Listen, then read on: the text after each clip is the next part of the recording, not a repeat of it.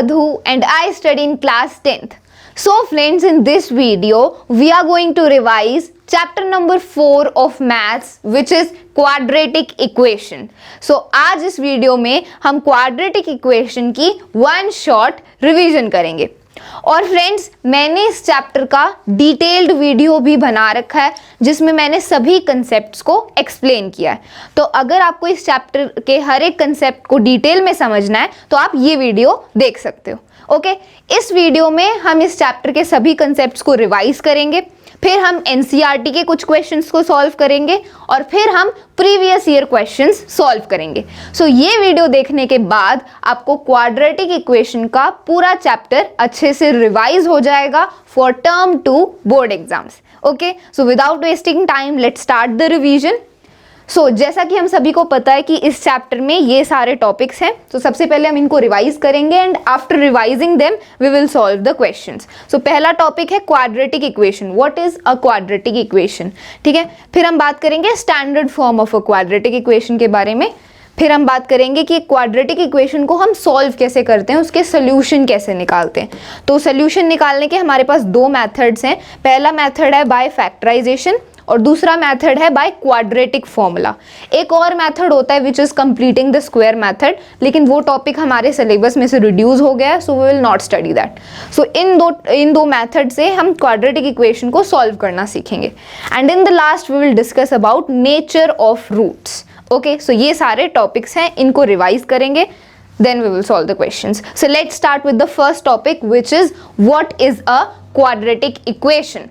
So a quadratic equation contains at least one term that is squared. तो ऐसी equation जिसमें ऐसी एक एटलीस्ट एक टर्म होनी चाहिए जो स्क्वायर्ड हो, मतलब उसके ऊपर स्क्वायर हो, उसको क्वाड्रेटिक इक्वेशन बोलते हैं। जैसे for example x square plus 3x minus 9 is equal to 0। तो यहाँ पर आप देख सकते हो ये एक इक्वेशन है, ये क्वाड्रेटिक इक्वेशन है क्योंकि इस इक्वेशन में जो वेरिएबल है, वेरिएबल क्या है इस इक्वेशन में x। ठीक है, जो वेरिएबल होता है उसकी हाईएस्ट पावर, मतलब यहाँ पर आप देख सकते हो हाईएस्ट पावर x की क्या है, 2 है, highest power of x is 2। तो ये क्वाड्रेटिक इक्वेशन है। तो ऐसी एटलीस्ट एक टर्म होनी चाहिए जो स्क्वायर होनी चाहिए, वेरिएबल की हाईएस्ट पावर 2 होनी चाहिए, तभी वो एक क्वाड्रेटिक इक्वेशन होगी। ठीक है, for example x square plus 2, 4x square minus 3x is equal to 2। तो ये सारी क्वाड्रेटिक इक्वेशन है। ये क्वाड्रेटिक इक्वेशन जब बनेंगे जब हम इक्वल का साइन लगा देंगे। ठीक है, अब ये क्वाड्रेटिक इक्वेशन है। ठीक है, ओके, तो अब क्वाड्रेटिक इक्वेशन की स्टैंडर्ड फॉर्म क्या होती है? What is the standard form? A quadratic equation in variable x is of the form ax square plus bx plus c is equal to 0 where a, b, c are real numbers and a is not equal to 0। तो quadratic equation की standard form होती है ax square plus bx plus c is equal to 0। ये quadratic equation की standard form है। और इस quadratic equation में ये जो a, b और c, ये a, b, c क्या है? a, b, c real numbers हैं, मतलब जो हमारे रियल नंबर्स होंगे वो उनको हमने a, b, c से रिप्रेजेंट किया है। और x क्या है? x is the variable of the equation. ठीक है, तो हम देख सकते हैं वेरिएबल की हाईएस्ट पावर 2 है, तो ये एक क्वाड्रेटिक इक्वेशन है। और a, b, c क्या है? हमारे नंबर्स हैं, रियल नंबर्स हैं। ठीक है, और एक कंडीशन है कि a 0 नहीं होना चाहिए, मतलब a की जो वैल्यू है वो 0 नहीं होनी चाहिए, क्योंकि अगर a की वैल्यू 0 हो गई तो 0 जब एक्स स्क्वायर से मल्टीप्लाई होगा तो ये भी 0 हो जाएगा, तो ये पूरी टर्म ही 0 बन जाएगी, ये पूरी टर्म हट जाएगी। ये पूरी टर्म हट गई तो हमारे पास सिर्फ इतना ही बचेगा, और ये तो क्वाड्रेटिक इक्वेशन है ही नहीं, है ना। अगर हमारे पास सिर्फ इतना पार्ट बचा है bx plus c is equal to 0, क्या ये क्वाड्रेटिक इक्वेशन है? नहीं है, क्योंकि यहाँ पर वेरिएबल की हाईएस्ट पावर 1 है, लेकिन क्वाड्रेटिक इक्वेशन होने के लिए वेरिएबल की हाईएस्ट पावर 2 होनी चाहिए। इसीलिए a की वैल्यू कभी भी 0 नहीं होनी चाहिए, it should not be 0, then only it will be a quadratic equation. ठीक है, स्टैंडर्ड फॉर्म हमें क्लियर हो गई। अब बात करते हैं how to solve a quadratic equation, कि क्वाड्रेटिक इक्वेशन के हम सोल्यूशन कैसे निकालते हैं। So what are the solutions of a quadratic equation? एक क्वाड्रेटिक इक्वेशन को सॉल्व करना, इसका मतलब है कि हम x की वैल्यू निकाल रहे हैं। x की वैल्यू देखो, सोल्यूशन होता क्या है? किसी भी इक्वेशन का सोल्यूशन निकालने का मतलब क्या होता है? तो सोल्यूशन होता है उस इक्वेशन में जो वेरिएबल है, उस वेरिएबल की ऐसी वैल्यू जिसको वेरिएबल की जगह पुट करने पर उस पूरे इक्वेशन को वो सेटिस्फाई कर दे, so that value is known as the solution of the equation. ठीक है, सोल्यूशन, अब जैसे मान लो ये इक्वेशन है, इस इक्वेशन का मुझे सोल्यूशन निकालना है। सोल्यूशन का मतलब हमें ऐसा नंबर चाहिए जिसको मैं वेरिएबल की जगह, यहाँ पर वेरिएबल क्या है, x है, मतलब ऐसा नंबर हमें फाइंड आउट करना है जिसको मैं x की जगह प्लेस करूंगी तो ये पूरी जो इक्वेशन है ये सेटिस्फाई हो जाएगी, मतलब left hand side is equal to right hand side हो जाएगी। तो वो वैल्यू जिसको मैं वेरिएबल की जगह पुट करूंगी, that is the solution of a equation. ठीक है, तो हम बात करें क्वाड्रेटिक इक्वेशन की, तो क्वाड्रेटिक इक्वेशन की सोल्यूशन निकालना मतलब ऐसा नंबर जिसको वेरिएबल की जगह पुट करने पर वो पूरी इक्वेशन को सेटिस्फाई कर दे। सो अब क्वाड्रेटिक इक्वेशन के कितने सोल्यूशन आएंगे, how many solutions we can find out, तो वो डिपेंड करता है उस इक्वेशन की डिग्री पर, मतलब उस इक्वेशन में वेरिएबल की जो हाईएस्ट पावर है उतने ही सोल्यूशंस आएंगे। तो क्वाड्रेटिक इक्वेशन में वेरिएबल की हाईएस्ट पावर 2 होती है, तो एक क्वाड्रेटिक इक्वेशन के हमारे पास 2 सोल्यूशंस आएंगे। We will get 2 solutions of quadratic equation. ठीक है, मतलब हमें x की कितनी वैल्यू मिलेंगी, क्योंकि सोल्यूशन निकालने का क्या मतलब होता है, सोल्यूशन निकालने का मतलब है कि हम x की वैल्यू निकाल रहे हैं। तो एक क्वाड्रेटिक इक्वेशन में हमें x की 2 वैल्यूज मिलेंगी। ठीक है, अब कैसे निकालते हैं हम उन सोल्यूशन को, how we can solve a quadratic equation और how we can find out the solutions of a quadratic equation. तो 2 मेथड्स हैं हमारे पास। सबसे पहला है फैक्टराइजेशन मेथड। तो फैक्टराइजेशन हम अपनी पिछली क्लासेस से भी पढ़ते आ रहे हैं। फैक्टराइजेशन में हम क्या करते हैं, मिडिल टर्म को स्प्लिट करते हैं, फिर कॉमन टर्म्स को बाहर निकाल लेते हैं ब्रैकेट के और फिर उनको ग्रुप करके हमारे पास x की वैल्यू आ जाती है। ठीक है, तो फॉर एग्जाम्पल इस एग्जाम्पल से समझते हैं। क्वाड्रेटिक इक्वेशन है x² - 3x - 10 = 0। इसको हमें सॉल्व करना है, मतलब हमें x की वैल्यू निकालनी है। ठीक है, x की वैल्यू निकालनी है जो इस पूरी इक्वेशन को सेटिस्फाई कर दे। कैसे निकालेंगे, फैक्टराइजेशन से। तो सबसे पहले हमें क्या करना है, मिडिल टर्म को स्प्लिट करना है। मिडिल टर्म क्या है, ये -3x, तो इसको स्प्लिट करेंगे।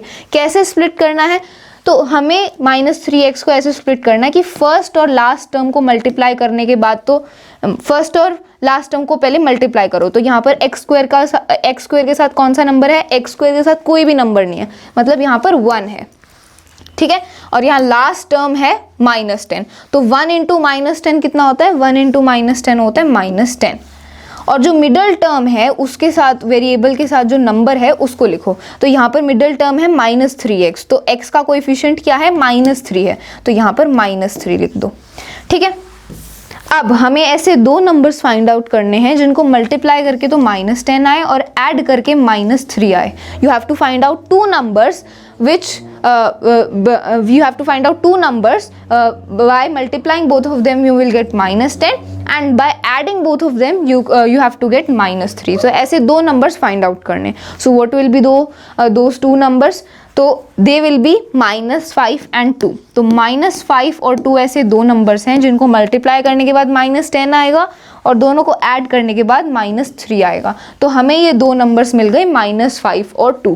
तो अब ये जो हमारी मिडिल टर्म है ना -3x, इसको हम स्प्लिट कर देंगे इन 2 नंबर्स में, -5 और 2 में। ठीक है, so let's split them. So x² ये एज इट इज रहेगा, -3x को हम स्प्लिट कर रहे हैं 2 टर्म्स में, विच विल बी -5x और +2x, क्योंकि हमें 2 नंबर्स मिले थे -5 और 2। -10 एज इट इज रहेगा और = 0। ठीक है, अब इसको आगे सॉल्व करते हैं। तो अब आगे हमें क्या करना है, अब हमें कॉमन लेना है। सो यहाँ पर हम देख सकते हैं इन दोनों में क्या कॉमन है, इन दोनों में x कॉमन है, तो x हमने बाहर लिख लिया। क्या बचा है, यहाँ पर एक x बच गया, यहाँ -5 बचा। ऐसे ही इन दोनों में क्या कॉमन है, इन दोनों में +2 कॉमन है, तो +2 हमने कॉमन ले लिया, यहाँ x बचा, यहाँ -5 बच गया, = 0। तो अब हम देख सकते हैं x -5 कॉमन है, तो इनको एक साथ बाहर लिख लो। ठीक है, तो x -5 हमने यहाँ पर लिख दिया एक बार, और क्या बचा अब, ये x और ये +2, तो इसको एक साथ लिख दो, x + 2 = 0 एज इट इज रहेगा।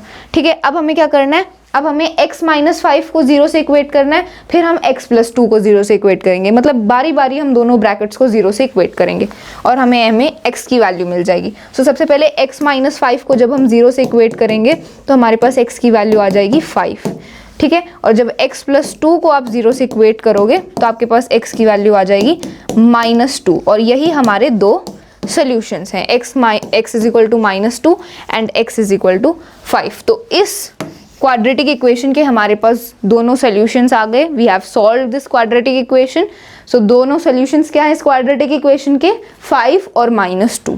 ठीक है। तो x की दो वैल्यूज क्या है, 5 और -2, तो ये दोनों क्या है, इस क्वाड्रेटिक इक्वेशन के सोल्यूशन है। Okay, you can note it if you want.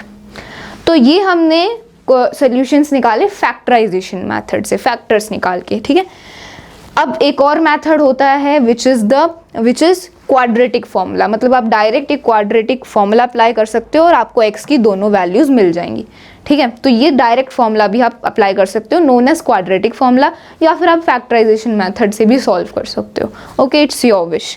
तो अब क्वाड्रेटिक फॉर्मूला क्या है, तो क्वाड्रेटिक फॉर्मूला सिंपल एक फॉर्मूला है जिसको हम अप्लाई करेंगे, इसमें वैल्यूज पुट करेंगे और हमें x की वैल्यू मिल जाएगी, x की दोनों वैल्यूज मिल जाएंगी, x की दो ही वैल्यू मिलेंगी क्योंकि दो सोल्यूशंस आएंगे, है ना।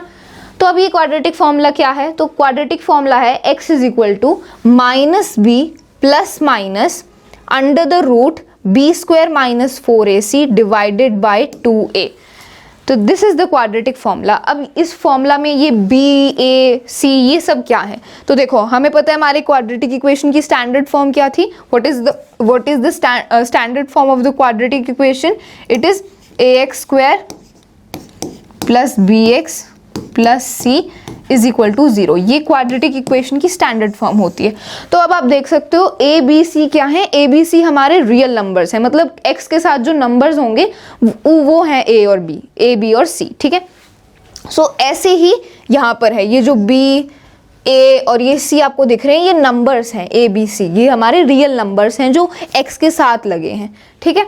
तो x is equal to -b, तो b क्या है, b is the coefficient of x, मतलब जो मिडिल वाली टर्म होती है x वाली, उसके साथ जो नंबर लगा होता है दैट इज b, तो -b, ठीक है। यहाँ पर वो नंबर आएगा जो x के साथ है, मतलब x का कोएफिशिएंट आएगा, -b प्लस माइनस मतलब प्लस माइनस दोनों, फिर under the root, under the root क्या है, b², मतलब ये जो b है x का कोएफिशिएंट, इसका स्क्वायर, -4ac मतलब 4 × a × c।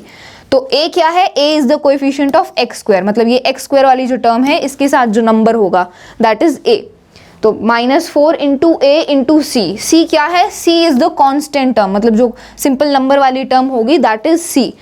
So -4 × a × c divided by 2a, मतलब 2 × a, तो a क्या है, x² का कोएफिशिएंट है, ठीक है। तो a b c हमारे रियल नंबर्स हैं, वो आप इक्वेशन में से देख सकते हो। Okay, provided b² - 4ac is should be greater than equal to 0। यहाँ पर एक कंडीशन आ गई इस क्वाड्रेटिक फॉर्मूला में, ये क्वाड्रेटिक फॉर्मूला आप अप्लाई करोगे तो आपको आपकी क्वाड्रेटिक इक्वेशन के दोनों सोल्यूशंस मिल जाएंगे, लेकिन यहाँ पर एक कंडीशन है कि जो ये b² - 4ac है इसकी वैल्यू 0 या 0 से बड़ी होनी चाहिए, तभी आपके पास रियल सोल्यूशंस आएंगे, ठीक है। यहाँ पर लिखा है ना प्रोवाइडेड b² - 4ac, मतलब ये अंडर द रूट वाला ये जो टर्म है b² - 4ac, ये 0 या फिर 0 के इक्वल होना चाहिए या फिर 0 से बड़ी होनी चाहिए इसकी वैल्यू। अब ये b² - 4ac क्या है, b² - 4ac इसको हम डिस्क्रिमिनेंट बोलते हैं, ठीक है, इसको हम डिस्क्रिमिनेंट बोलते हैं, d से रिप्रेजेंट करते हैं, कैपिटल D से। तो ये जो डिस्क्रिमिनेंट है इसकी वैल्यू हमेशा 0 से बड़ी आनी चाहिए या 0 भी आ सकती है, तभी आपको उस क्वाड्रेटिक इक्वेशन के सॉल्यूशंस मिलेंगे, otherwise you will not get the solutions if the value of this b² - 4ac is less than 0। अगर इसकी वैल्यू 0 से कम है तो आपको रियल सॉल्यूशंस नहीं मिलेंगे क्वाड्रेटिक इक्वेशन के, ठीक है। तो ये एक कंडीशन है, और ये जो b² - 4ac है इसको हम डिस्क्रिमिनेंट बोलते हैं, ठीक है। तो ये हमारा क्वाड्रेटिक फॉर्मूला है, ये फॉर्मूला अप्लाई करके आप सॉल्यूशंस निकाल सकते हो। अब आगे बात करते हैं नेचर ऑफ रूट्स के बारे में, कि जो सॉल्यूशंस आते हैं क्वाड्रेटिक इक्वेशंस के उनका नेचर कैसा होता है। सॉल्यूशंस रूट्स एक ही बात है, ठीक है। So what will be the nature, so a quadratic equation ax² + bx + c is equal to 0 has 2 distinct real roots if b² - 4ac is greater than 0, 2 equal roots if b² - 4ac is equal to 0, no real roots if b² - 4ac is less than 0। तो ये b² - 4ac क्या है, अभी मैंने बताया this is known as the discriminant. तो अभी हमने क्वाड्रेटिक फॉर्मूला में जो b² - 4ac वाली टर्म होती है उसको डिस्क्रिमिनेंट बोलते हैं। तो अब जो नेचर ऑफ रूट्स है वो इस डिस्क्रिमिनेंट पर ही डिपेंड करता है, इस डिस्क्रिमिनेंट की जो वैल्यू आएगी b² - 4ac की जो वैल्यू आएगी इसी पर उस क्वाड्रेटिक इक्वेशन के रूट्स डिपेंड करते हैं, मतलब वो जो सोल्यूशंस आएंगे उनका नेचर कैसा होगा, वो दोनों सोल्यूशंस इक्वल आएंगे, दोनों सोल्यूशंस अलग अलग आएंगे, या फिर सोल्यूशंस आएंगे ही नहीं. So this all depends on the value of the discriminant.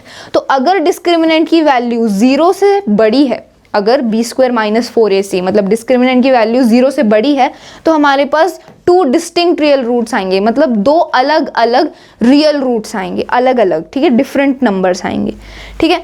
और अगर b² - 4ac की वैल्यू 0 के इक्वल है, मतलब 0 ही आ गई डिस्क्रिमिनेंट की वैल्यू, तब क्या होगा, तब हमारे पास 2 इक्वल रूट्स आएंगे, मतलब उस क्वाड्रेटिक इक्वेशन के जो रूट्स आएंगे, जो सोल्यूशंस आएंगे, वो दोनों इक्वल होंगे, मतलब दोनों ही सेम होंगे, ठीक है. और अगर डिस्क्रिमिनेंट की वैल्यू 0 से कम है, ठीक है, अगर b² - 4ac की वैल्यू 0 से कम है, तब हमारे पास कोई भी रियल रूट्स नहीं आएंगे, we will not get any real roots, तब हमें उस इक्वेशन के रूट्स नहीं मिलने वाले, सिंपल, ठीक है. तो this all depends on the value of discriminant, कि हमें कैसे रूट्स मिलेंगे. Okay, so this was the last topic of our chapter. हमने चैप्टर को मेन अच्छे से, मतलब मोटा मोटा उसको पूरा ऊपर से रिवाइज कर लिया, ठीक है. आपको डिटेल में पढ़ना है, हर एक कंसेप्ट को अच्छे से समझना है, तो आप मेरा डिटेल्ड वीडियो देख सकते हो. तो अब हम क्वेश्चन सॉल्व करेंगे. हमने जितने भी कंसेप्ट्स थे उनको रिवाइज कर लिया. Now let's solve questions. So the first question is represent the following situations in the form of quadratic equations.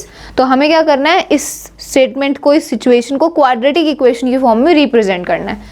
So the product of two consecutive positive integers is 306. We need to find the integers. तो इस statement को हमें सिर्फ quadratic equation की form में लिखना है, इसकी क्वाड्रेटिक इक्वेशन बनानी है. तो देखो, the product of 2 consecutive positive integers, consecutive मतलब एक के बाद एक, सीरीज में, जैसे 3 और 4, तो ये क्या है, कॉन्जिक्यूटिव है, एक के बाद एक. 5, 6, ये क्या है, कॉन्जिक्यूटिव है. तो 2 consecutive पॉजिटिव इंटीजर्स हैं, मतलब 2 सीरीज में आने वाले पॉजिटिव नंबर्स हैं, उनका जो प्रोडक्ट है, मतलब उनको मल्टीप्लाई करने के बाद क्या आ रहा है, 306 आ रहा है. हमें वो इंटीजर्स फाइंड आउट करने हैं, हमें वो इंटीजर्स फाइंड आउट नहीं करने, हमें इसको क्वाड्रेटिक इक्वेशन की फॉर्म में लिखना है बस, ठीक है. तो देखो, we can let those numbers, अब वो दोनों जो नंबर्स हैं, कॉन्जिक्यूटिव नंबर्स हैं, हम उनको लेट कर लेते हैं. So let the first number be x, और जो दूसरा, जो इससे अगला नंबर है, इससे जो कॉन्जिक्यूटिव अगला पॉजिटिव इंटीजर है, उसको हम लेट कर देते हैं x+1, क्योंकि वो इसके कॉन्जिक्यूटिव है, मतलब इसके बाद आएगा, मतलब जब हम इसमें 1 ऐड करेंगे तब हमें अगला कॉन्जिक्यूटिव नंबर मिलेगा. तो पहला नंबर x है, दूसरा नंबर है x+1.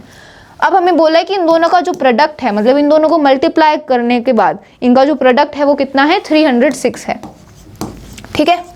क्लियर हो गया, 2 consecutive पॉजिटिव इंटीजर्स हैं, उनका प्रोडक्ट 306 है. अब इसकी क्वाड्रेटिक इक्वेशन बना दो, ठीक है. तो इसको अब हम स्टेटमेंट की फॉर्म में लिख लेते हैं, इक्वेशन की फॉर्म में लिख लेते हैं. तो नंबर है हमारा पहला x, और दूसरा नंबर था x+1, दोनों को मल्टीप्लाई करने के बाद कितना आ रहा है, 306 आ रहा है, ठीक है. तो अब इसको मल्टीप्लाई कर दो, तो x इंटू एक्स कितना होता है, x² होता है, x इंटू 1 कितना होता है, x ही होता है, तो ये प्लस x हो जाएगा, इज इक्वल टू 306. अब हम क्या करेंगे, 306 को यहाँ पर हम लेफ्ट हैंड साइड ले आएंगे, क्योंकि हमें पता है कि क्वाड्रेटिक इक्वेशन की जो स्टैंडर्ड फॉर्म थी उसमें राइट हैंड साइड पर हमेशा 0 रहता है, ax² + bx + c is equal to 0. तो ये इक्वल की जो ये वाली साइड है, यहाँ पर हम 0 रखेंगे, और बाकी जितनी भी टर्म्स हैं उनको हम यहाँ पर ले आएंगे. तो ये x² वाली टर्म तो एज इट इज रहेगी, ये प्लस x भी एज इट इज रहेगा. 306 जब इस साइड आएगा तो ये -306 हो जाएगा, और इक्वल के इस साइड क्या बचेगा, 0 बचेगा. सो this is the quadratic equation, ये हमारी क्वाड्रेटिक इक्वेशन बन गई, ठीक है. तो सिंपली हमने स्टेटमेंट को क्वाड्रेटिक इक्वेशन की फॉर्म में लिख दिया, यही हमारा क्वेश्चन था. ओके, सो वेरी सिंपल, इसमें कुछ भी डिफिकल्ट नहीं था. Let's move on. अगला क्वेश्चन है find the roots of the following quadratic equations by factorisation. तो अब हमें क्या करना है, इन दोनों क्वाड्रेटिक इक्वेशन के रूट्स निकालने, सॉल्यूशंस निकालने. कौन से मेथड से, फैक्टराइजेशन से. सो फैक्टराइजेशन मैंने बता ही दिया था कैसे हम निकालते हैं. सो सबसे पहले इसको करते हैं. सो क्वाड्रेटिक इक्वेशन क्या है, √2x² + 7x + 5 √2 is equal to 0. तो अब इसका हम फैक्टराइजेशन से रूट्स निकालेंगे. फैक्टराइजेशन में हम क्या करते हैं, मिडिल टर्म को स्प्लिट करते हैं. मिडिल टर्म को कैसे स्प्लिट करेंगे, तो सबसे पहले आपको क्या करना है, जो पहली टर्म है उसका जो नंबर है और जो आखिरी वाली टर्म है उन दोनों को मल्टीप्लाई कर दो. तो ये √2 है और ये 5 √2 है, तो दोनों को मल्टीप्लाई करने के बाद क्या आएगा, तो 5 √2 × √2 कितना होता है, √2 √2, रूट हट जाएगा, सिर्फ 2 बचेगा. सो सो 5 इंटू 2 कितना हो जाएगा 10, सो इन दोनों को मल्टीप्लाई करने के बाद 10 आएगा। और जो मिडिल वाला नंबर है उसको एज इट इज लिख दो, तो x के साथ क्या है 7 है। तो अब आपको ऐसे दो नंबर्स फाइंड आउट करने हैं जिनको मल्टीप्लाई करने के बाद 10 आए और ऐड करने के बाद 7 आए। तो ऐसे दो नंबर्स सोचो कौन से हो सकते हैं जिनको मल्टीप्लाई करने के बाद 10 आए और ऐड करने के बाद 7 आए। Those numbers are 5 and 2। तो 5 और 2 ऐसे दो नंबर्स हैं जिनको मल्टीप्लाई करके 10 आएगा और ऐड करके 7 आएगा। तो अब हम क्या करेंगे, अपनी मिडिल टर्म जो 7x है इसको इन दो नंबर्स में स्प्लिट कर देंगे। ठीक है, स्प्लिट कर देते हैं। सो पहली टर्म को हम एज इट इज लिखेंगे √2x²। मिडिल टर्म को हम स्प्लिट कर देंगे 5x और 2x में। लास्ट वाली टर्म को भी एज इट इज लिखेंगे इज इक्वल टू 0। ठीक है, अब हमें क्या करना है, कॉमन लेना है। तो इन दोनों में क्या कॉमन है, इन दोनों में x कॉमन है, तो x हमने कॉमन ले लिया। ठीक है, यहाँ क्या बचा, √2 बच गया और एक x बच गया, प्लस यहाँ बचा 5। इन दोनों में क्या कॉमन है, इन दोनों में √2 कॉमन है, क्योंकि √2 यहाँ पर भी आ रहा है और ये 2 है। ये 2 कैसे बना है, √2 इंटू √2 से बना है, तो दोनों में √2 कॉमन है, प्लस √2। ठीक है, यहाँ बचा √2 और एक x और यहाँ बचा प्लस 5 इज इक्वल टू 0। तो अब हम देख सकते हैं ये भी, इस ब्रैकेट में भी √2x प्लस 5 है, इस ब्रैकेट में भी √2x प्लस 5 है, तो दोनों कॉमन है। इसको यहाँ पर लिख लो एक साथ, √2x प्लस 5 और बचा क्या, अब ये वाला x और ये प्लस √2, तो इसको एक साथ लिख लो, x plus √2, x plus √2 is equal to 0। अब हमें क्या करना है, इन दोनों ब्रैकेट्स को 0 से इक्वेट कर देना है बारी बारी। सो जब हम इस ब्रैकेट को 0 से इक्वेट करेंगे तो हमारे पास x की वैल्यू आ जाएगी। जब हम √2x को x प्लस 5 को 0 से इक्वेट करेंगे तो x की वैल्यू क्या आएगी, -5 डिवाइड बाय √2। ठीक है, और ऐसे ही जब हम इस वाले ब्रैकेट को 0 से इक्वेट करेंगे, x प्लस √2 को 0 से इक्वेट करेंगे तो x की वैल्यू आ जाएगी -√2। और यही हमारे दो सॉल्यूशंस हैं इस इक्वेशन के। The first solution is this, x is equal to -5 divide by √2, और दूसरा सॉल्यूशन है x इज इक्वल टू -√2। ठीक है, so these are both the solutions. ठीक है, तो हमने फैक्टराइजेशन से इसको कैलकुलेट कर लिया, तो आप इसको नोट कर सकते हो। अब ये सेकंड वाली इक्वेशन को सॉल्व करते हैं। सो सेकंड क्वाड्रेटिक इक्वेशन है 2x² plus x minus 6 is equal to 0। तो इसको भी फैक्टराइजेशन से करेंगे। क्या करना है, मिडिल टर्म को स्प्लिट करेंगे। तो सबसे पहले हम फर्स्ट और लास्ट टर्म को मल्टीप्लाई करेंगे। तो 2 इंटू -6 कितना होता है, -12 होता है, और मिडिल वाली टर्म के साथ कोई भी नंबर नहीं है तो 1 है। ठीक है, अब ऐसे दो नंबर्स फाइंड आउट करो जिनको मल्टीप्लाई करके -12 आए और ऐड करने के बाद 1 आए। तो ऐसे दो नंबर्स हैं 4 और -3, क्योंकि 4 और -3 को मल्टीप्लाई करने के बाद -12 आएगा और दोनों को ऐड करने के बाद 1 आएगा।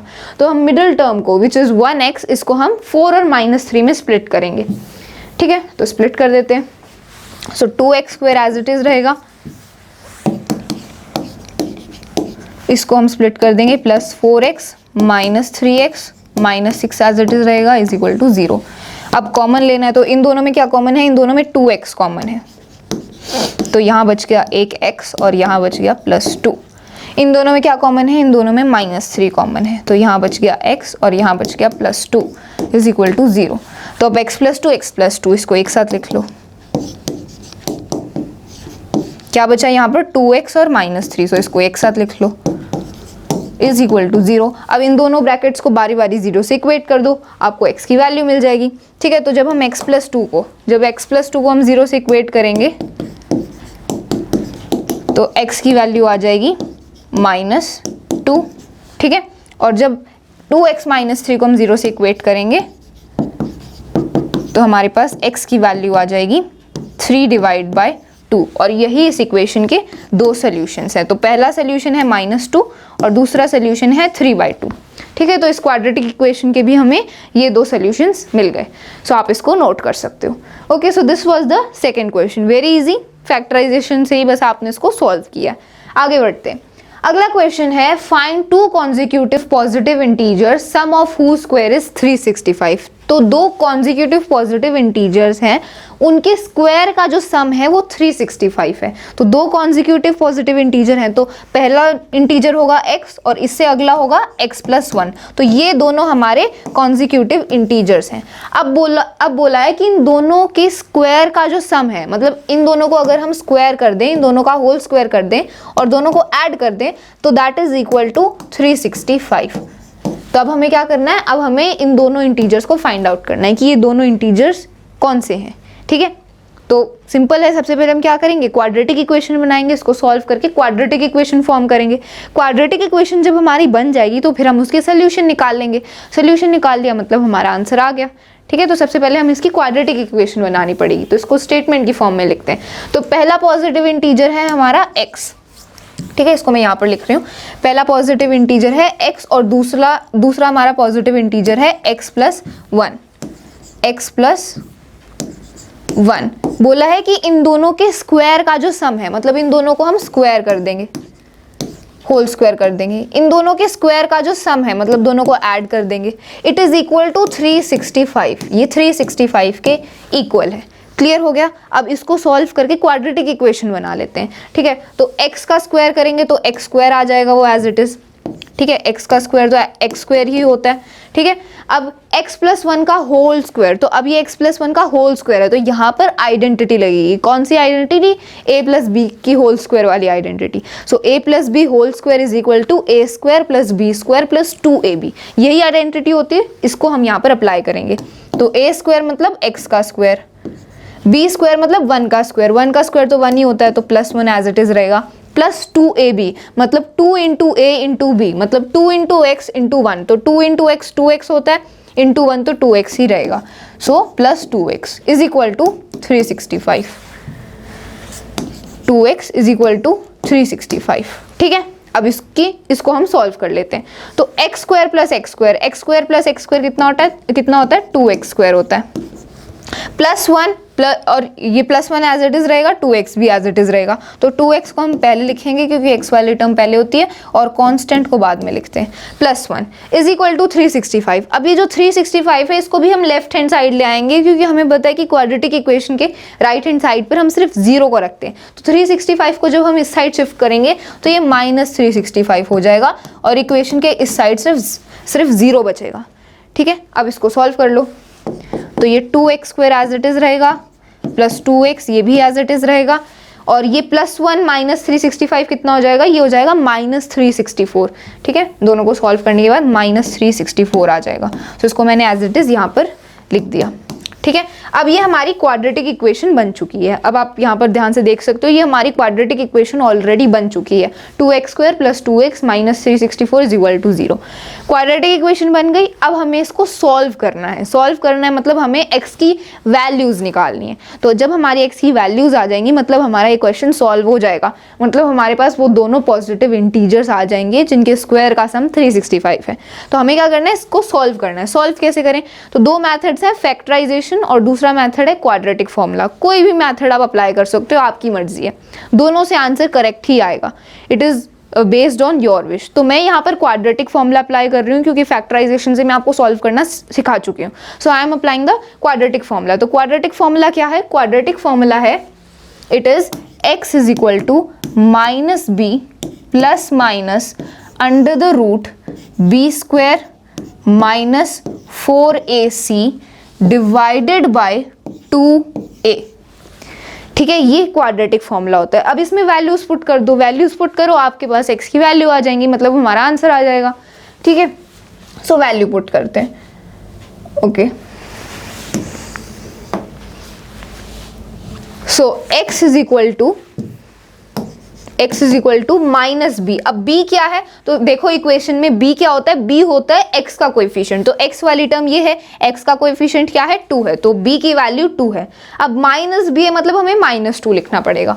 तो -2 plus minus under the root b² - 4ac। तो b की वैल्यू क्या है, b की वैल्यू 2 है, -4ac तो b का स्क्वायर, तो b का स्क्वायर मतलब 2 का स्क्वायर, 2 का स्क्वायर कितना होता है 4 होता है, -4 इंटू ए इंटू सी। ए की वैल्यू क्या है, ए होता है एक्स स्क्वायर का कोएफिशिएंट, तो ए की वैल्यू भी 2 है। सी क्या होता है, सी होती है कांस्टेंट टर्म, तो कांस्टेंट टर्म क्या है यहाँ पर -364, ठीक है, मतलब -4 इंटू 2 इंटू -364, तो इन तीनों को हम मल्टीप्लाई करेंगे। तो यहीं पर मल्टीप्लाई करते हैं, यहाँ पर स्पेस नहीं है, तो 4 इंटू ए है 2 और C है -364, तो इनको जब आप मल्टीप्लाई करोगे तो -4 इंटू 2 कितना होता है, -8 होता है, -8 इंटू -364 ये कितना आएगा, -8 इंटू -364 होता है, माइनस माइनस मल्टीप्लाई करोगे तो ये प्लस हो जाएगा, तो माइनस हट जाएगा, दिस विल बी 2912, ठीक है।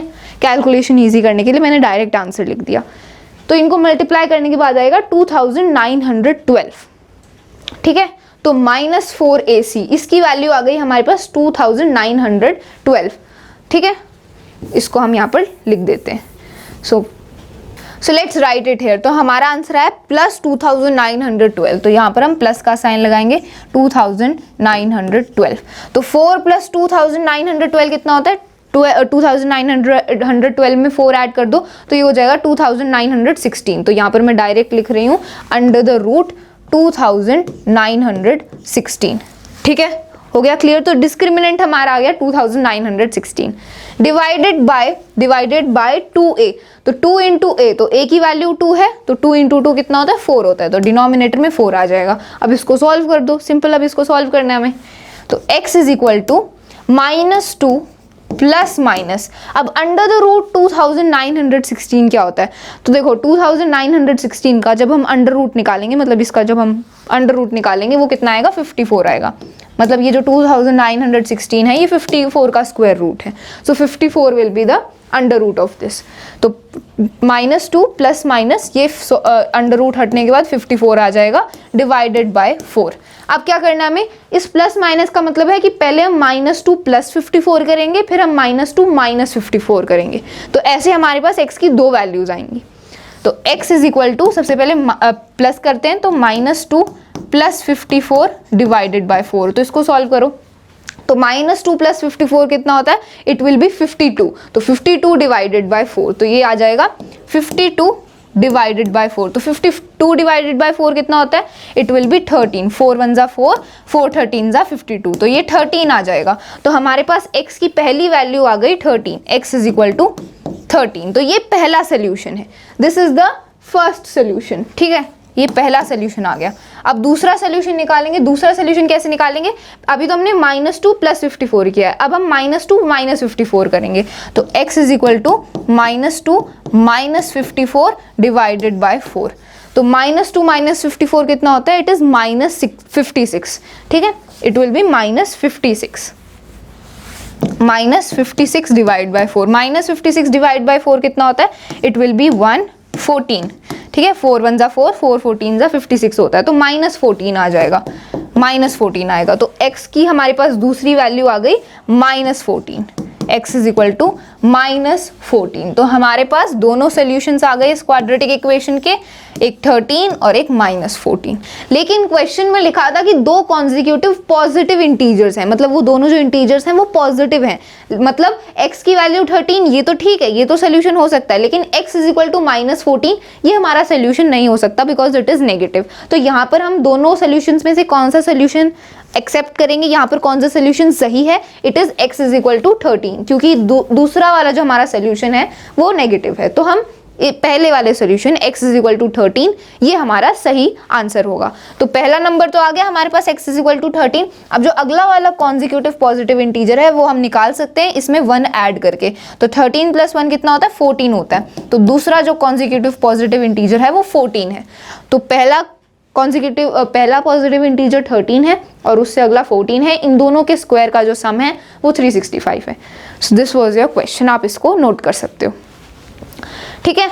सो बहुत ही इजी क्वेश्चन था, it was a very good question. अगर कंसेप्ट्स आपके क्लियर हैं तो आप इसको सॉल्व कर सकते हो, अगर आपको फॉर्मूला याद है कोई से भी मेथड से आप इसको सॉल्व कर सकते हो, आंसर सेम ही आएगा। Okay, let's move on. अगला क्वेश्चन है find the roots of the quadratic equation by applying the quadratic formula. तो क्वाड्रेटिक फॉर्मूला अप्लाई करके हम इन दोनों क्वाड्रेटिक इक्वेशन के रूट्स निकालने, सोल्यूशन निकालने। तो अभी मैंने क्वाड्रेटिक फॉर्मूला आपको अप्लाई करना सिखाई दिया, तो पहला पार्ट मैं अभी सॉल्व कर रही हूँ, सेकंड पार्ट आपको सॉल्व करना है और इसका आंसर मुझे कमेंट बॉक्स में बताना है। So this is your homework, you have to solve this second part. इस क्वाड्रेटिक इक्वेशन को आपको सॉल्व करना है, क्वाड्रेटिक फॉर्मूला अप्लाई करना है और जो सोल्यूशंस आएंगे वो मुझे आपको कमेंट बॉक्स में बताने, सॉरी आप मुझे कमेंट बॉक्स में बताओगे। Okay, so the quadratic equation is 2x square plus x minus 4 is equal to 0। तो क्वाड्रेटिक फॉर्मूला हम अप्लाई करेंगे। क्वाड्रेटिक फॉर्मूला क्या है? x is equal to minus b plus minus under the root b square minus 4ac divided by 2a। ठीक है, तो अब इसमें वैल्यूज पुट कर दो। So x is equal to minus b, b की वैल्यू क्या है? 1 है, क्योंकि यहाँ पर कोई नंबर नहीं है तो 1 होगा। तो -1 plus minus under the root b square, b की वैल्यू 1 है तो बी स्क्वायर मतलब 1 ही होगा, माइनस 4ac। तो 4 इंटू 2 इंटू माइनस 4, तो 4 माइनस 4 इंटू 2 इंटू माइनस 4, तो ये कितना आ जाएगा? ये -8 इंटू -4 कितना होता है? ये 32 हो जाएगा। ठीक है, सो यहाँ पर ये आ जाएगा 32 प्लस 32 आएगा क्योंकि पॉजिटिव आया हमारा। ठीक है, अब इसको सॉल्व कर लो। डिवाइडेड बाय 2a मतलब 2 इंटू a की वैल्यू 2 है मतलब 2 into 2 which will be equal to 4। ठीक है, इसको सॉल्व कर लो। तो 1 प्लस 32 कितना होता है? रूट 33 होता है। तो ये अंदर रूट के अंदर कितना आ जाएगा? रूट के अंदर आ जाएगा 33, रूट 33 डिवाइडेड बाय 4। अब इसको सॉल्व कर लेते हैं यहाँ पर। ठीक है, तो x की वैल्यू तो सबसे पहले प्लस करते हैं, -1 प्लस रूट 33 डिवाइडेड बाय 4 और अगला सोल्यूशन आएगा x is equal to -1 minus root 33 divided by 4। आप इसको यहाँ पर भी छोड़ सकते हो या इसको आगे भी सॉल्व कर सकते हो। ठीक है, तो ये दो सोल्यूशंस आ गए। These are the 2 solutions of this quadratic equation. पहला ये है, दूसरा ये है। ओके, फर्स्ट पार्ट मैंने सॉल्व कर दिया, सेकेंड पार्ट आप सॉल्व करोगे। Tell the answer in the comment box. Okay, let's move on, आगे बढ़ते हैं। Now let's solve some previous year questions, क्योंकि प्रीवियस ईयर क्वेश्चंस भी इंपॉर्टेंट हैं, वो भी हमारे एग्जाम्स में आते हैं। So it's important to look at some previous year questions as well. So let's do. So first previous year question is find the value of k for which the quadratic equation kx into x minus 2 plus 6 is equal to 0 has two equal roots। तो हमें find out क्या करना है?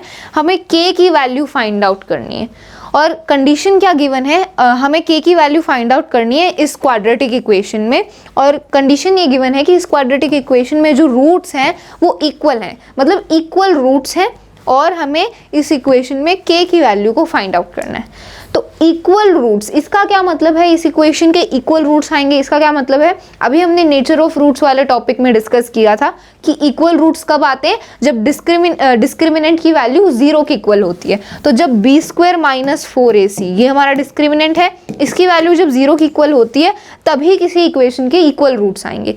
मतलब इस equation में B square minus 4ac को जब हम 0 से इक्वेट करेंगे तो इस बी स्क्वायर माइनस 4ac की वैल्यू 0 आएगी। ठीक है, इक्वल रूट्स आने का ये मतलब है। और फिर हमें k की वैल्यू को फाइंड आउट करना है।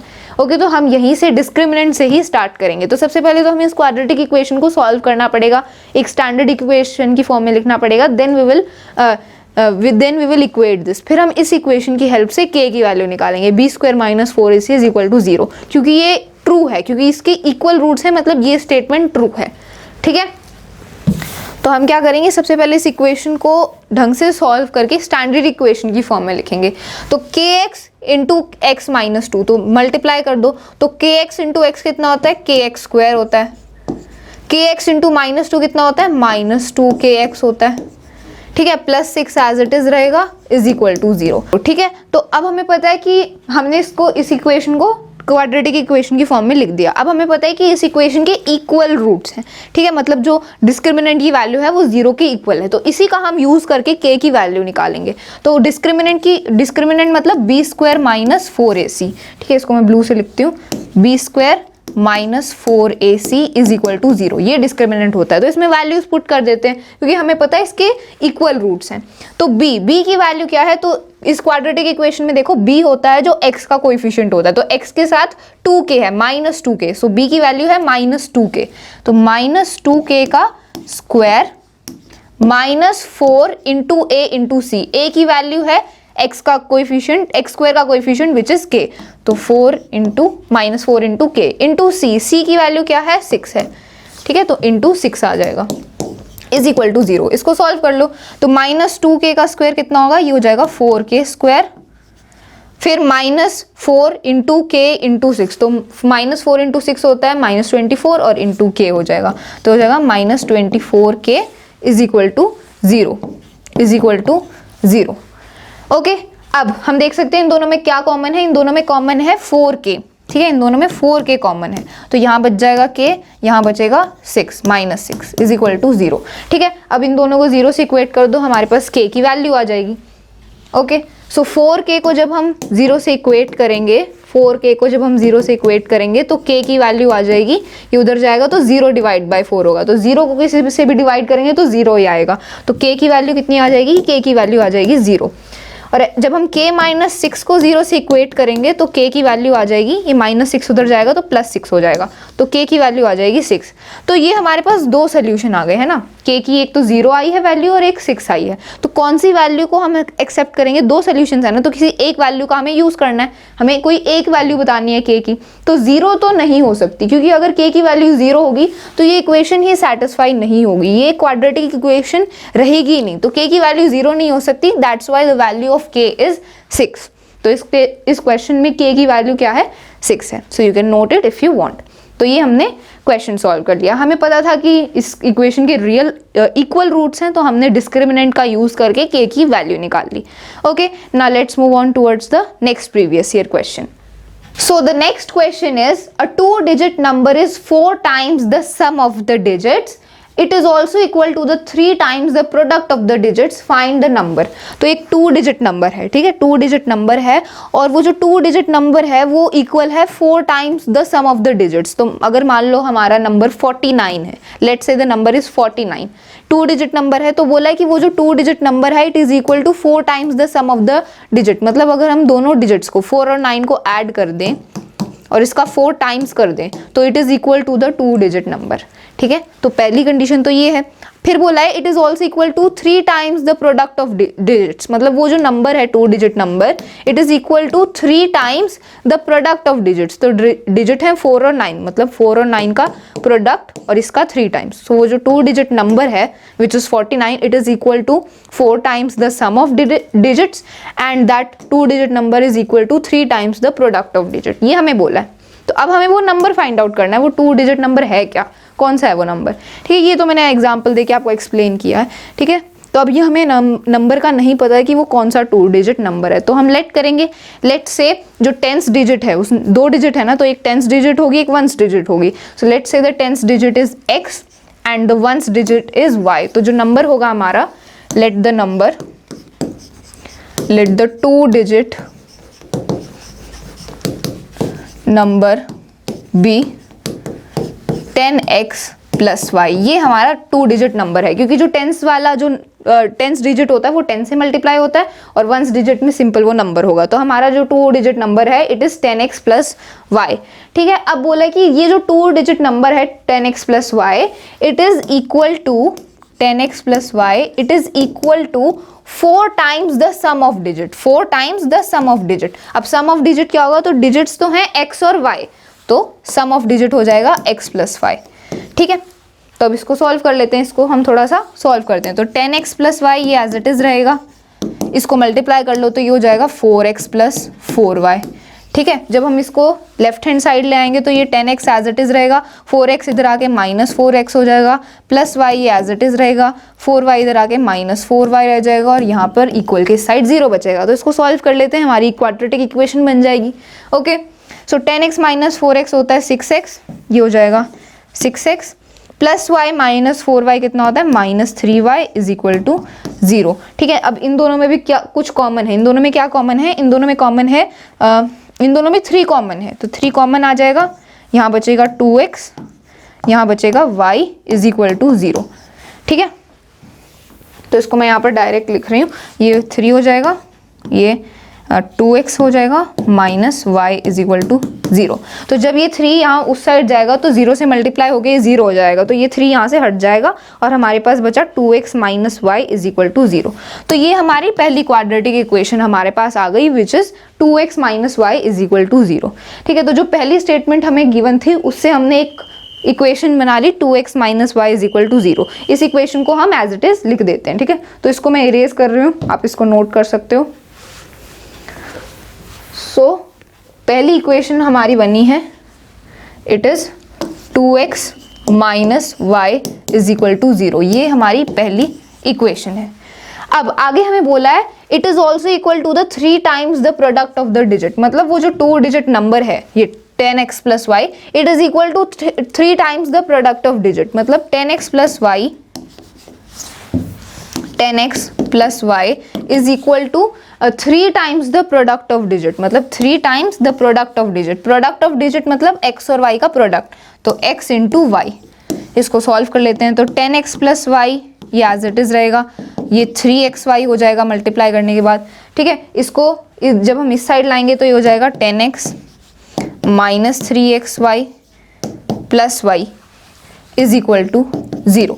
ठीक है, अब हम देख सकते हैं कि जो हमारी पहली इक्वेशन थी, पहली इक्वेशन में हमारे पास y की वैल्यू आ गई थी। अगर इसको हम इस साइड ले जाएं, ठीक है, इस y को अगर हम इक्वेशन के इक्वल के इस साइड ले आए, ठीक है, इसको मैं थोड़ा मॉडिफाई कर रही हूँ, 2x माइनस वाई है ये, अगर इसको हम इक्वल के साइड ले आए तो ये y हो जाएगा, मतलब पॉजिटिव हो जाएगा। तो यहाँ से हमारे पास y की वैल्यू आ गई विच इज 2x, है ना, जो हमारी फर्स्ट इक्वेशन थी, फर्स्ट इक्वेशन में हमारे पास y की वैल्यू आ गई 2x। तो अब ये जो इक्वेशन है इसमें हम y की जगह 2x लिख सकते हैं, है ना, क्योंकि फर्स्ट इक्वेशन में y की वैल्यू 2x है, तो यहाँ पर भी हम y की जगह 2x लिख देंगे। ओके, तो यहाँ पर y की जगह जहाँ पर भी y है मैं उसकी जगह 2x प्लेस कर रही हूँ। ठीक है, यहाँ पर ही डायरेक्ट हम प्लेस कर देंगे। सो y की जगह 2x आ जाएगा और यहाँ पर भी 3xy में भी 3xy में भी y की जगह में क्या 2x को पुट कर दूंगी, तो 3x एज इट इज रहेगा इंटू 2x।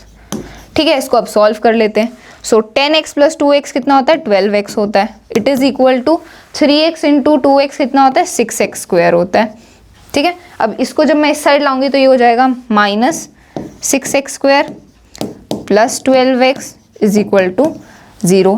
ठीक है, इसको जब हम उस साइड ले जाएंगे तो ये 6x स्क्वायर पॉजिटिव हो जाएगा, माइनस 12x नेगेटिव हो जाएगा इज इक्वल टू 0। बस इसको रीअरेंज किया मैंने। ठीक है, I have rearrange the equation. तो अब हमारे पास ये इक्वेशन आ गई, ये हमारे पास सेकेंड इक्वेशन आ गई, तो इसको मैं लिख लेती हूँ, आप इसको लिख सकते हो। ओके, तो अब मैं ये सेकेंड इक्वेशन हमारे पास आ चुकी है which is 6x square minus 12x is equal to 0। तो ये हमारी सेकेंड इक्वेशन है। ठीक है, ये हमने सेकेंड स्टेटमेंट से सेकेंड इक्वेशन बना ली। अब हम क्या करेंगे, अब ये जो हमारे पास इक्वेशन आई है इसको हम सॉल्व कर लेते हैं और हमारे पास x की वैल्यू आ जाएगी और हमें x की ही वैल्यू चाहिए। x की वैल्यू आ गई तो हमारे पास y की वैल्यू भी आ जाएगी, x y की वैल्यू आ जाएगी, तो हमें नंबर पता चल जाएगा वो कौन सा नंबर है, 2 डिजिट। ठीक है, तो इसको सॉल्व कैसे करेंगे, तो हम देख सकते हैं कि इन दोनों में कुछ कॉमन है। 6x स्क्वायर और 12x में क्या कॉमन है, 6x कॉमन है, तो 6x कॉमन है, 6x हमने बाहर लिख लिया। यहाँ क्या बचा, एक x बच गया, यहाँ पर -2 बचा इज इक्वल टू 0। अब इनको 0 से इक्वेट कर दो, तो 6x को जब आप 0 से इक्वेट करोगे तो x की वैल्यू आ जाएगी 0, है ना, क्योंकि 6 उधर जाके डिवाइड होगा, 0 डिवाइड बाय 6 0 ही होता है, तो x की वैल्यू 0 आ जाएगी। और जब x -2 को आप 0 से इक्वेट करोगे तो आपके पास x की वैल्यू आ जाएगी 2। ठीक है, तो अब हमारे पास ये दो सॉल्यूशंस आ चुके हैं, x is equal to 0 and x is equal to 2। तो अब ये दोनों सॉल्यूशंस में से x की वैल्यू कौन सी है, x की वैल्यू 0 है या फिर x की वैल्यू 2 है। देखो x की वैल्यू 0 तो हो नहीं सकती, क्योंकि अगर x की वैल्यू 0 हो गई तो ये 2 डिजिट नंबर होगा ही नहीं। ठीक है, तो x की वैल्यू 0 नहीं हो सकती, इसीलिए x की वैल्यू क्या है, 2 है। तो हमारे पास x की वैल्यू आ गई 2, तो यहाँ पर x की वैल्यू 2 आ चुकी है, लेकिन हमें y की वैल्यू भी चाहिए, क्योंकि तभी तो हम अपना 2 डिजिट नंबर को पता कर पाएंगे। तो y की वैल्यू होगी, y की वैल्यू हम कैसे निकालेंगे, फर्स्ट इक्वेशन का यूज करेंगे। तो हमें पता है 2x is equal to y, तो x की वैल्यू 2 है, तो 2 को x की जगह हम 2 लिख देंगे, तो x की वैल्यू 2 है, तो 2 इंटू 2 कितना होता है, 4 होता है। तो y की वैल्यू कितनी आ जाएगी, y की वैल्यू आ जाएगी 4। तो x की वैल्यू 2 है, y की वैल्यू 4 है, तो 2 डिजिट नंबर क्या होगा हमारा, इट विल बी 24, क्योंकि 10th डिजिट x था और 1st डिजिट y है। तो x की वैल्यू है 2, तो 2 इंटू 10 हो जाएगा 20, और y की वैल्यू है 4, तो 20 प्लस 4 कितना होता है 24। तो हमारा 2 डिजिट नंबर क्या है, 24 है। So 24 is the final answer of this question. So इस क्वेश्चन का आंसर है 24, क्योंकि हमें तो वो 2 डिजिट नंबर का पता करना था ना। तो हम देख सकते हैं दैट इज नंबर इज 24। आप चेक भी कर सकते हो, इसको वेरीफाई भी कर सकते हो अगर आप इस 2 डिजिट नंबर के 4 टाइम्स करो इसके सम ऑफ डिजिट्स का। देखो 24 में अभी मैं वेरिफिकेशन कर रही हूँ, आप इसको लिख सकते हो if you want to write it. इसको अब हम वेरीफाई करके भी देख लेते हैं कि हमारा आंसर सही है या नहीं। तो हमें पता है कि वो जो नंबर है 2 digit number, it is equal to 4 times the sum of digit. तो 4 टाइम्स सम ऑफ डिजिट, तो इसको वेरीफाई कर लो। सो 24 इज इक्वल टू, तो 2 प्लस 4 कितना होता है 6 होता है, तो 4 इंटू 6 कितना होता है 24 होता है। तो left hand side is equal to right hand side, मतलब हमारा आंसर सही है। Okay, so this was the last previous year question. So we have completed the revision of the chapter quadratic equations. हमने quadratic equations के पूरे chapter की revision खत्म कर ली है। We have revised all the topics, सारे topics को हमने पहले revise किया, फिर हमने NCERT के कुछ क्वेश्चंस को सॉल्व किया, और फिर हमने 1-2 प्रीवियस ईयर क्वेश्चंस भी सॉल्व किए, because they are also very very important. So I hope आपको ये चैप्टर अच्छे से फाइनली रिवाइज हो चुका है। अगर आपको डिटेल्ड वीडियो देखना है तो आप डिटेल वीडियो भी देख सकते हो, उसमें मैंने हर एक कंसेप्ट को डिटेल में समझाया है और ज़्यादा क्वेश्चंस को प्रैक्टिस किया है। अब आपको क्या करना है, अब आपको NCERT के सारे क्वेश्चंस को प्रैक्टिस करना है, ज़्यादा से ज़्यादा क्वेश्चंस को प्रैक्टिस करना है, एग्जाम्पल्स को सॉल्व करना है, और प्रीवियस ईयर क्वेश्चंस और सॉल्व करने हैं, so that this chapter will be 100% clear for you. तब जाके आपका ये चैप्टर पूरा 100% डन हो जाएगा। Okay, so that's all for this video. मिलते हैं अगले वीडियो में, विच will B of SST, and I will be making of civics, which will B political parties. तो हमारा जो सिविक्स का चैप्टर है पॉलिटिकल पार्टीज, मैं उसका वीडियो बनाऊंगी। So that's all for this video. Thank you so much.